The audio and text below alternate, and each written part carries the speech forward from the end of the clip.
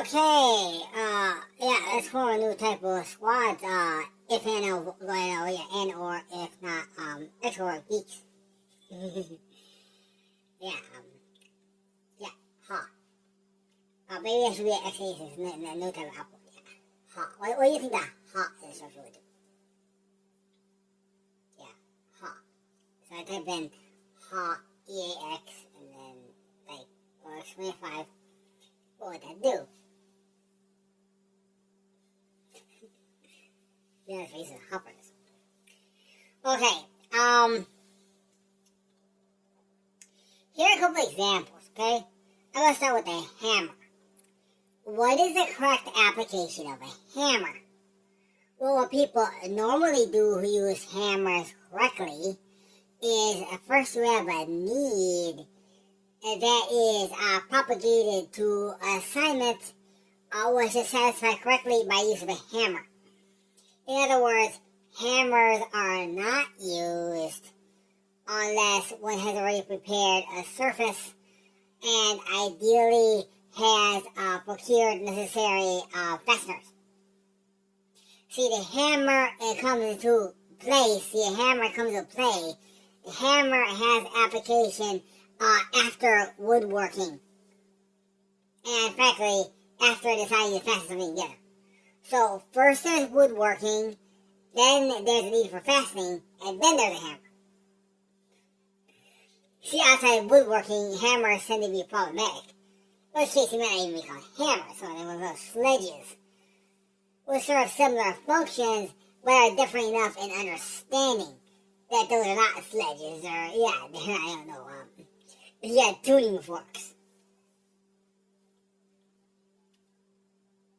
So what's the first lesson there? Okay, 1. First there's woodworking, then there's tools. The point is, tools technology is merely a type of technology. So therefore, technology of tools is a subset of a general technology. So that means that for technology to exist, 1, there is understanding. 2, the understanding is complex enough to necessitate classification.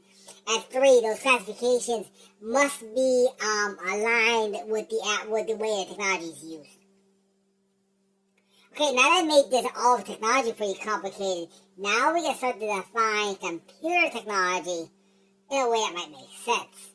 So 1, under sensible applications, there's first the desire to either create something or perform a type of arithmetic operation on something, please.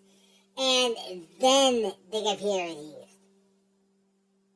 Because ideally, people will just turn the computer on in the morning, leave it on for 8 hours, and turn it off. This last one is not a useful application of computers. So understanding that the purpose of computers is not simply to switch on, be admirer of, some weird sounds. Yeah, basically not the worshipping of that. Simply let it burn and consume electricity for 8 hours and then shut it off. See, that's not a purpose of a computer. The computer occurs after there's a need for some type of data processing. Therefore, avoiding this general definitions of purpose of tools. What is the purpose of computers? The purpose of computers is to perform data processing after 1, data exists to be processed. And 2, there's a data processing need. See, the previous has the benefit of restricting computers to valid business applications. Some type of, business. Yeah, so not just existing just on and consuming electricity. You're actually conducting some type of business. In fact, even if it's the business of love, at least it's a business. Yeah, not just, accounting.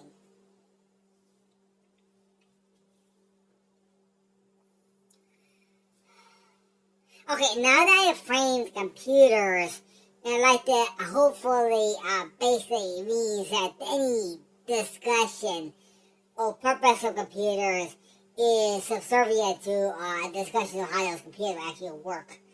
Because since the purpose exists first and then the computer does, any idea of purpose computers is moot.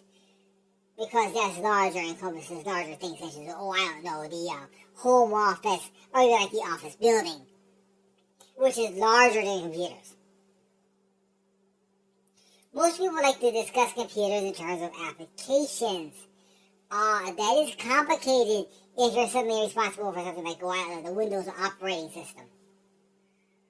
However, it's sufficient to say that Windows with proper configuration simply performs sufficiently the tasks required usually of a computer or computers or networked systems or networks or I don't know, the cloud.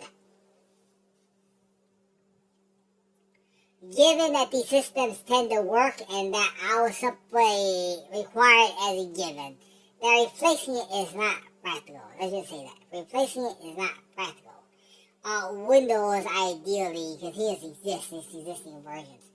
Is there any reason to make updates to Windows? So you think you can't prove something like this? I'll just say, no, there's not. There is no reason to make any substantive change to Windows. I think if you get tired of the way it looks, you need to use something called a skin, where a Windows thing goes off to call a theme.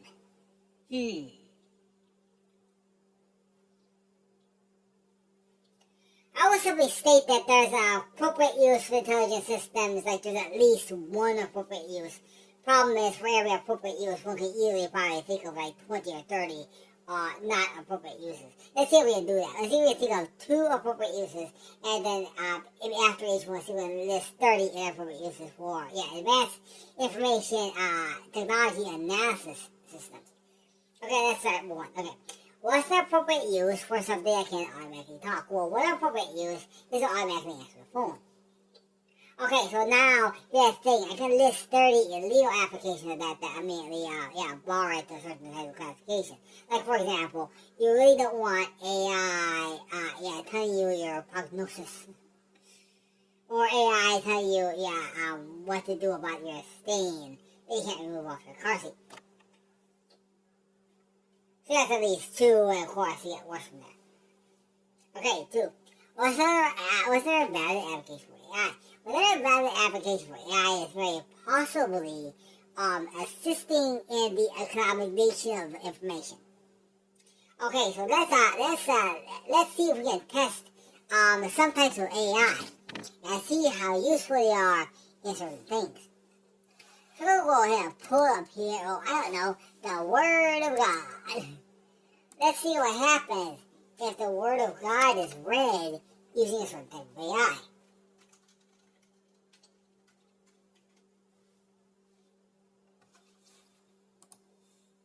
Okay, so I just started the beginning of a certain Word of God.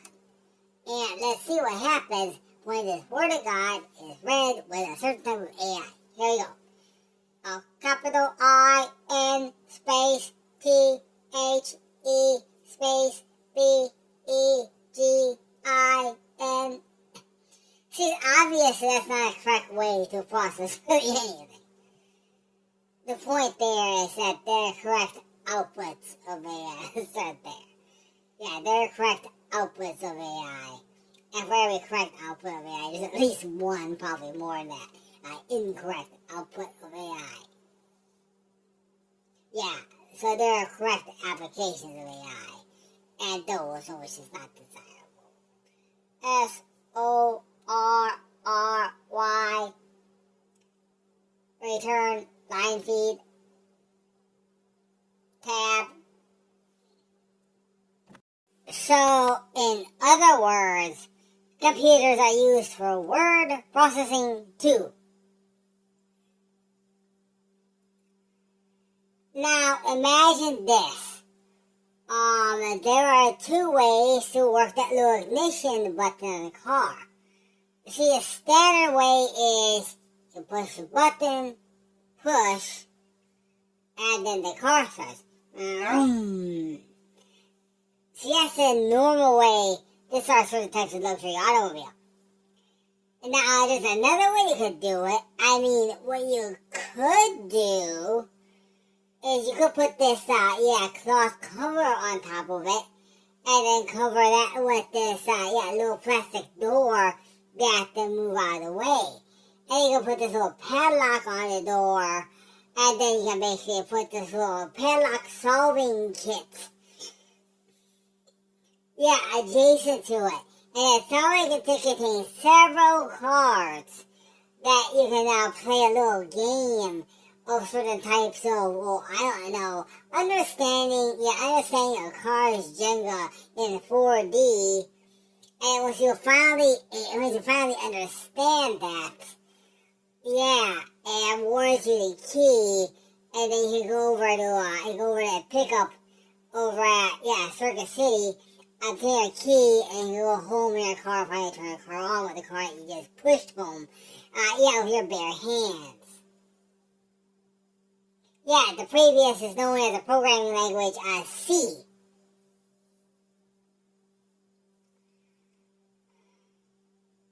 See, the problem with C is basically there's a very little of C, the C programming language, that is required power. I'm sorry. Other people who make other flavors of computer things continue doing that if they want. And that's what they want to do. However, it turns out that very simple computers, such as a calculator, and very possibly a TI-81, shows appropriate flavor of complexity computers. Has Texas Instruments devised a more complex machine? Actually, it did. It's probably a Commodore 64. So you run into a problem when there are people who basically have a problem with certain types of kid technologies, but not all of them.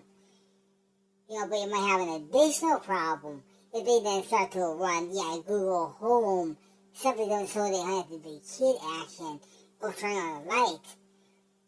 So now they had to do the childish action of, actually walking up to a light switch and flipping it.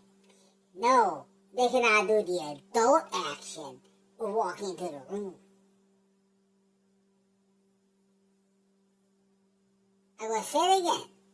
They no longer are obligated to the childish action of, opening a circuit breaker panel and understanding electricity to set these things up. All they have to do is simply approach the car, and it automatically installs Google Maps and a ton of other malware. That's a problem with that. When a person gets lax enough, they basically start relying on just free people to do things. That's a problem. Because now you basically have types of electronic chauffeur. As with real people who might manage vehicles, you're going to be in danger unless you're paying for safety. All this would do is just drive the cost of those type of services way, way up. Or you risk actually entering a roller coaster which is disguised as in boxes. Seriously. That's not going to be a thing. It's not going to be a thing where a person can simply speak their desires and then the God is simply makes it. Because I raised this. Because, if you want sex, you can already have it. That's already been figured out. That one's been solved. More complex applications are going to require, communication and talking to the device in a sensible way. Which necessarily is not include yelling, and we'll make sure all caps are going to be discouraged.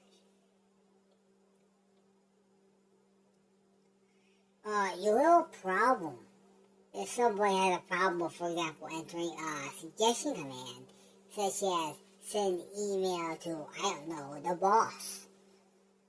And then they think that is invalid because the AI has trouble understanding that when it's spoken in a voice inside the place where you don't want the technology,